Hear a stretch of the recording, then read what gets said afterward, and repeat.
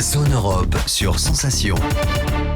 Bonjour et bienvenue dans Zone Europe sur Sensation, une émission enregistrée au Parlement européen de Bruxelles et réalisée en association avec TV78. Voici le sommaire de ce nouveau numéro. L'eurodéputée Caroline Roux sera notre invitée, l'occasion de revenir avec elle sur les engagements pris à la COP26 de Glasgow. Ce jour-là, le 15 juin 1987, adoption du programme Erasmus par le Conseil des ministres de l'Éducation européen. Les superstitions en Europe avec Evelyne Keller, auteure du livre 301 superstitions. Chez L'Opportun, on s'intéressera aux superstitions liées aux chats qui n'ont pas toujours eu une mauvaise réputation. Mais avant, que fait l'Europe dans notre région? Un exemple tout de suite. Zone Europe, l'Europe dans ma région. Me voilà dans le village Les Alluets-le-Roi dans le département des Yvelines et aujourd'hui je vais découvrir les secrets de la confection des yaourts Y et pour cela je vais à la rencontre de Flavien, c'est parti. Alors pour que tu puisses rentrer dans le labo, il faut que tu mettes un kit visiteur composé d'une blouse, d'une charlotte, de surchaussures et bien sûr d'un masque. Salut Benoît, alors comme ça c'est toi qui détiens la recette des fameux yaourts. Étape numéro 1, la ferme. C'est là-bas que le livreur récupère le lait pour le collecter dans la citerne. Il sera ensuite vidé dans le pasteurisateur. Pendant près de 2 heures et à 80 degrés, le lait va être pasteurisé afin de tuer toutes les bactéries. L'étape suivante, c'est la chambre chaude, puis l'enrobage. Le lait devenu plus solide est placé dans des bassines pour la fermentation. Une fois cette étape validée, le yaourt est basculé dans du linge d'égouttage où il restera 2 à 3 heures. C'est presque la fin, la texture est brassée avec une girafe afin de lui rendre son aspect crémeux et onctueux. Combien de kilos ça représente à chaque fois pour Ici vous avez une bassine de 250 kg, donc on va faire à peu près de 1400 pots. Une fois qu'il est brassé, on va remplir la trémie de la conditionneuse pour pouvoir le remplir et conditionner en pot.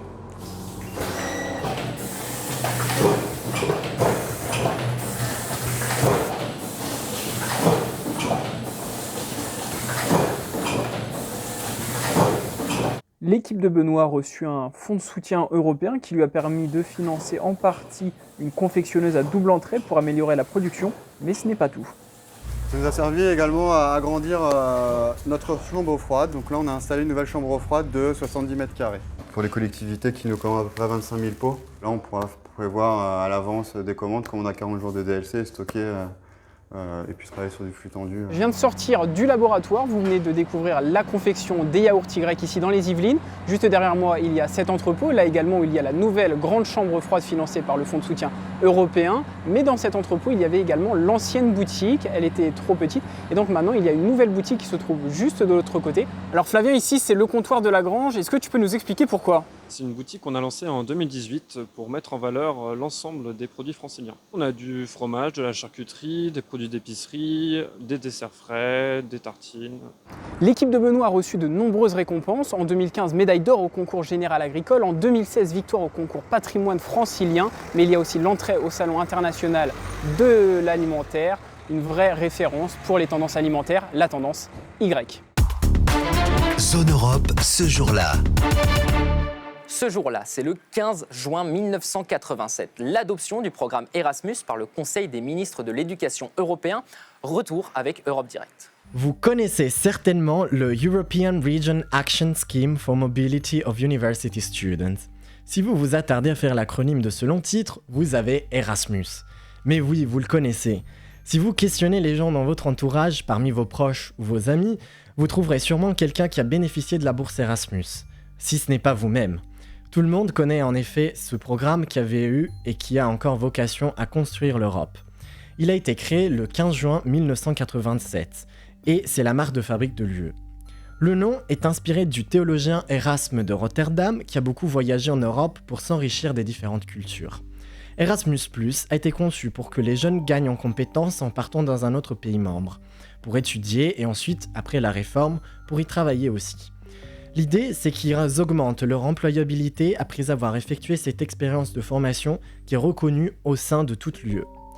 Le projet a vu le jour grâce à Sofia Corradi, professeure de nationalité italienne qui s'est battue pour la reconnaissance des diplômes entre les pays européens, puisqu'elle n'avait pas eu la même chance.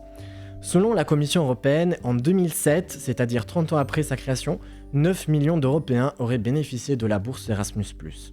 Aujourd'hui, 33 pays permettent à ceux qui sont éligibles de partir dans un autre pays adhérent pour étudier, faire une expérience de stage ou professionnelle, allant de 2 semaines à 1 an.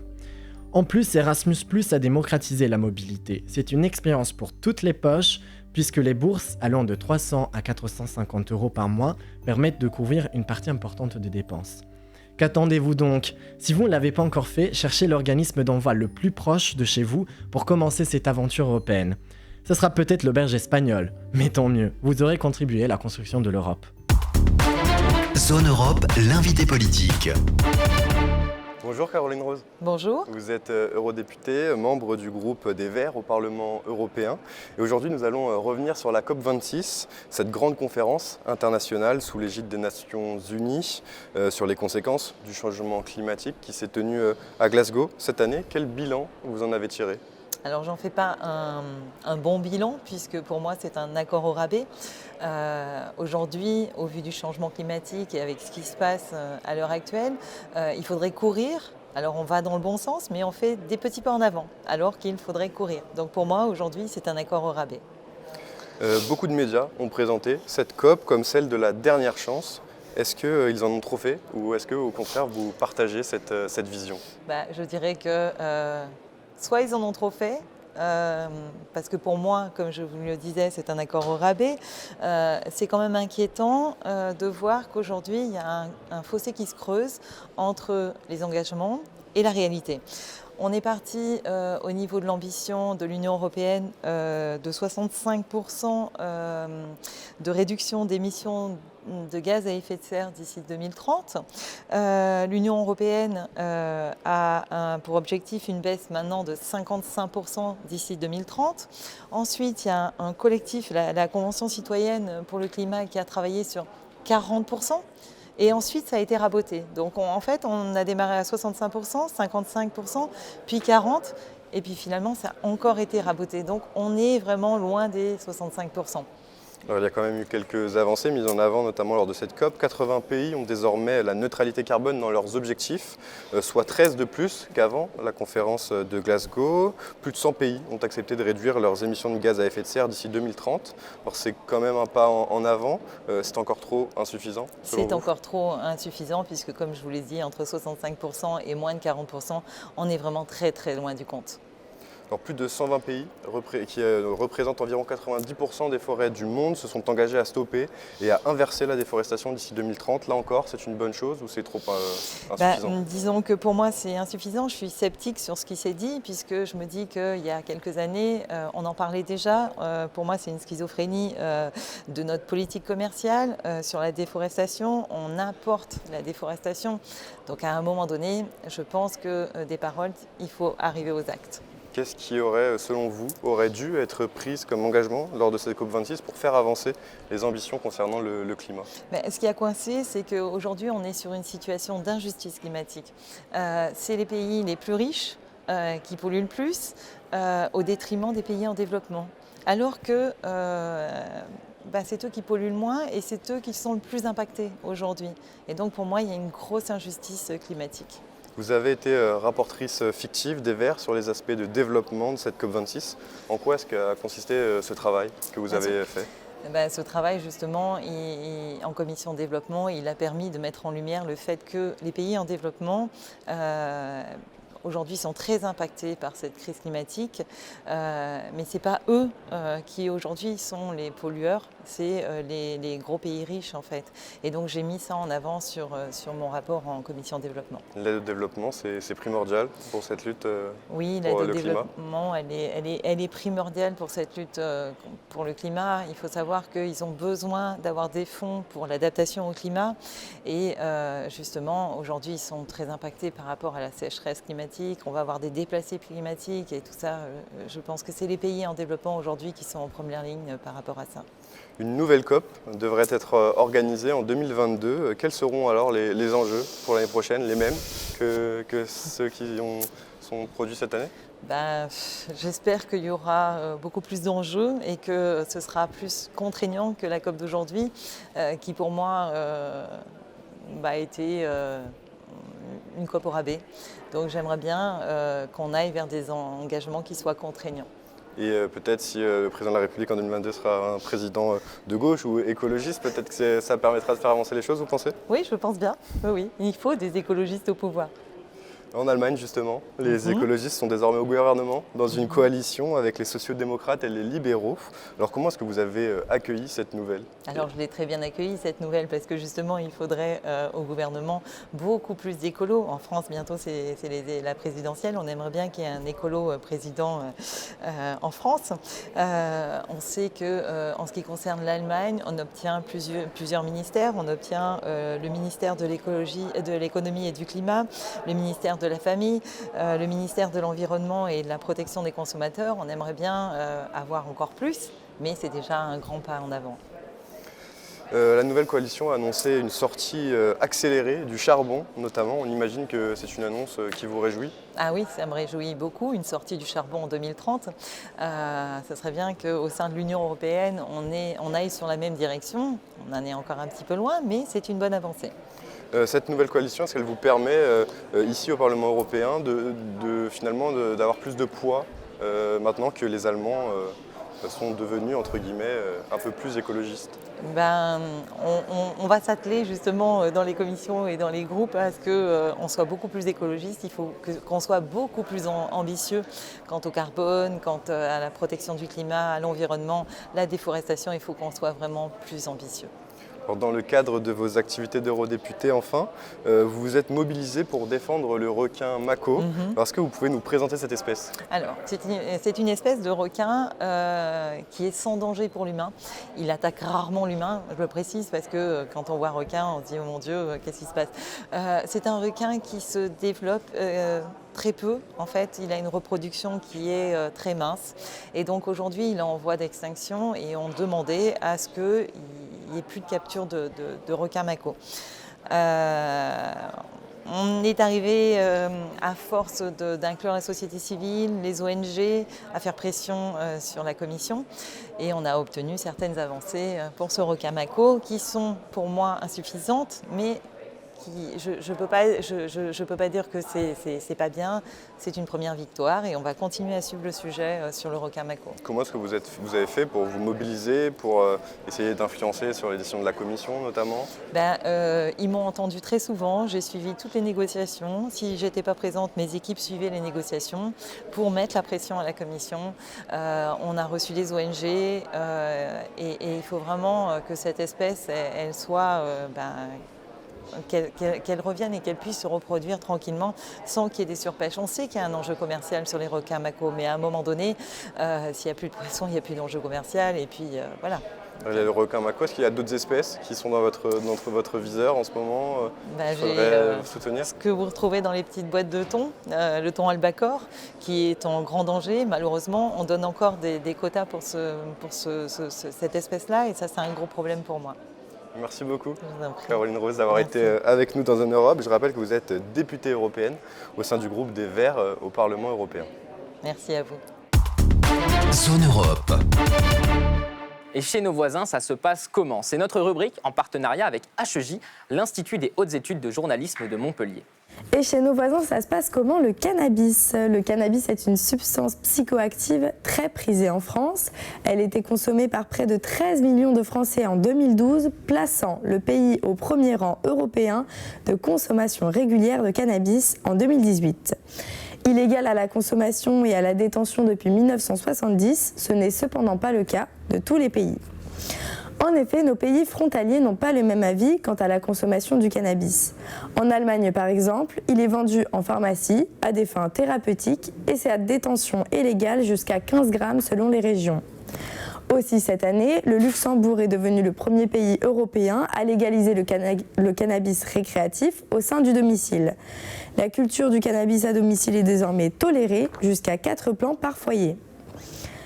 Néanmoins, le gouvernement luxembourgeois interdit toujours la consommation du cannabis en public, mais instaure une procédure pénale allégée pour les personnes fumant à l'extérieur de leur domicile.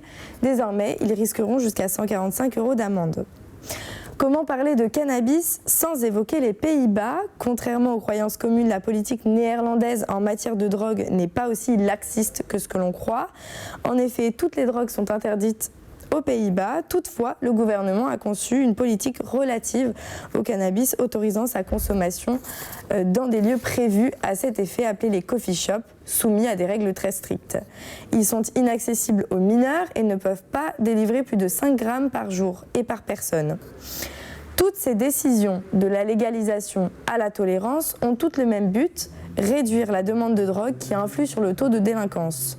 Ainsi, les institutions gouvernementales peuvent se concentrer sur les vrais criminels qui importent et vendent des drogues dures. Zone Europe Voyage. On en vient maintenant à notre rubrique Voyager dans l'assiette, une nouvelle recette tout de suite. Je suis chef Robert, je tiens le restaurant Lilla Krogen à Saint-Germain-en-Laye. Aujourd'hui, je vais vous montrer le pain de viande, qui est une plat très typique suédois, qui est une assiette plutôt, qu'est-ce qu'on va dire, un plat quotidien qui moi je ai revisité à ma façon pour être plus adapté à la restauration. Dans la recette, on a le viande hachée, des oignons, des carottes, des pleurotes. Et on utilise aussi un appareil avec du chapelure, des œufs et du crème. Avec ça, on va réaliser une ketchup de betterave et framboise. Et pour ça, il nous faut des oignons, oui, le framboise, le betterave et des tomates. On va commencer à préparer le base de la recette qui est le pain de viande en soi-même. On a besoin dans le casserole, dans le poêle, on met un peu d'huile pour faire revenir d'abord les oignons et on laisserait les oignons cuire un peu pour devenir un petit peu plus mou parce que les carottes c'est le plus parce que c'est là qui est le plus dur. On cuit ça un peu avant. Et voilà, on met les oignons. Et après, avec ça, on prend un petit peu de poivre noir concassé. Maintenant, on va laisser ça bien saisir. Avant, on mettrait les pleurotes finement tachées dans ça. Maintenant, les oignons et le carotte saisis. On met notre viande hachée dans un cul de poule. On ajoute l'appareil avec de chapelure, des œufs et du crème. On ajouterait une petite de sel. Et voilà, on peut mettre une pleurote.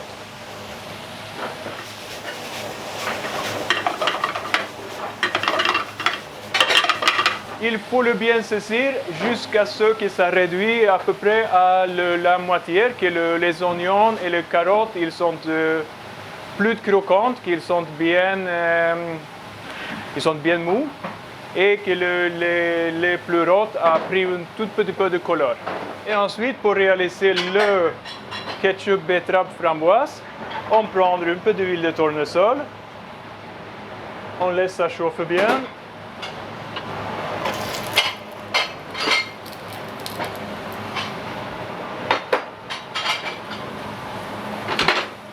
On a ici, c'est le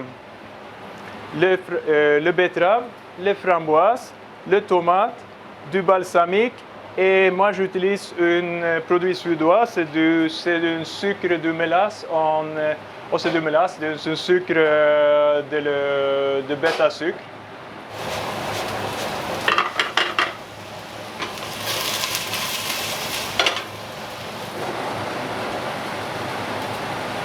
Quand les oignons commencent à colorer, et quand c'est bien chaud dans la poêle, on ajouterait le sucre.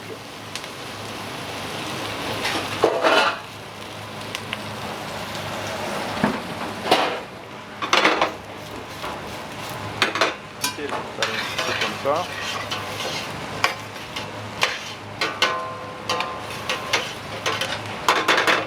quand le sucre a bien caramélisé, on déglace au vinaigre balsamique.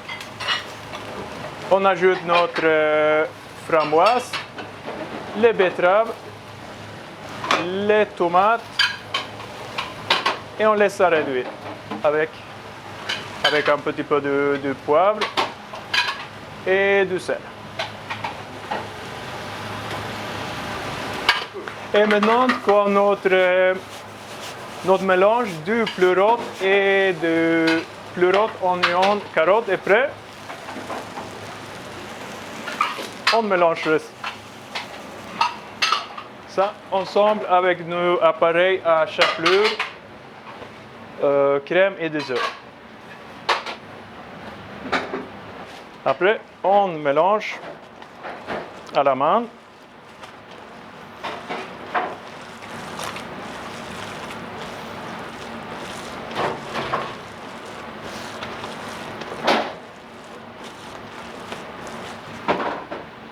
Et voilà, là, on a la pâte qu'il faut.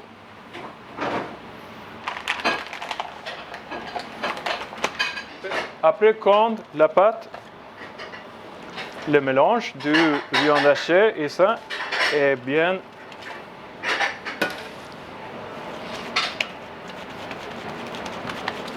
et c'est pour ça qu'on appelle ça le pain de viande.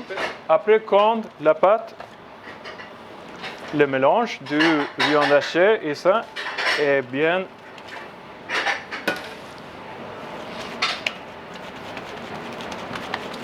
et c'est pour ça qu'on appelle ça le pain de viande.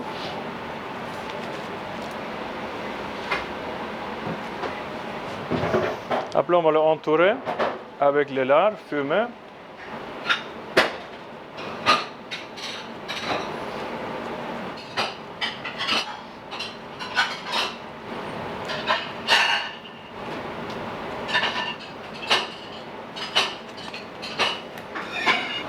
On met un peu d'huile dans une plaque pour le four.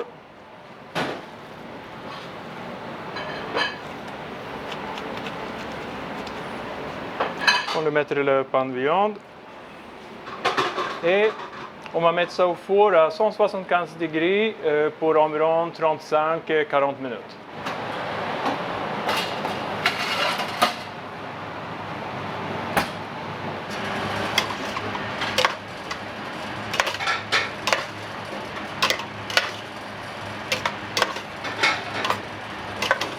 Et quand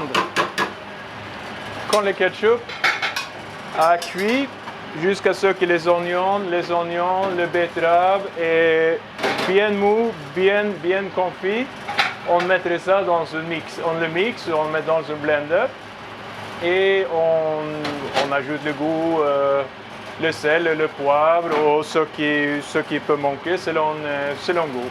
Après, quand c'est bien réduit, on mettrait ça dans le blender. Voilà.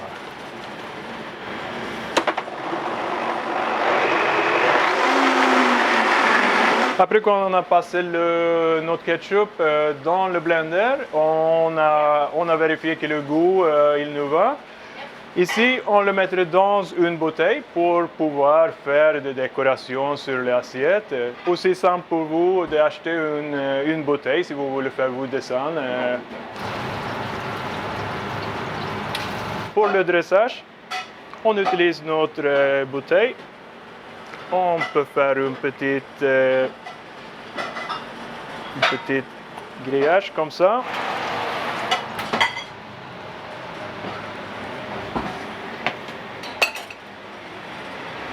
On place le pain de viande, nos petits oignons. Et avec ça, pour le petit couleur et pour faire un petit peu plus festif, on met les petites herbes, quelques petits concombres marinés. Et voilà, c'est ça le pain de viande suédois. Zone Europe sur Sensation. Les superstitions en Europe avec Evelyne Keller, auteure du livre 301 superstitions, petite encyclopédie des peurs et sagesses populaires chez l'opportun. On s'intéresse cette semaine au chat. Le chat, si on regarde bien l'histoire du chat, dans l'Antiquité, c'était un animal vénéré. les Égyptiens en avaient fait une déesse, alors que nous, pour certains, la crainte, c'est justement de croiser un chat et un chat noir. Cette crainte du chat noir, elle va remonter au Moyen-Âge. On en faisait la tribu des sorcières. Donc, doublement porte-malheur. Alors, le chat a un côté porte-bonheur et porte-malheur. Le côté porte-bonheur, on dit qu'un chat a 7 ou 9 vies.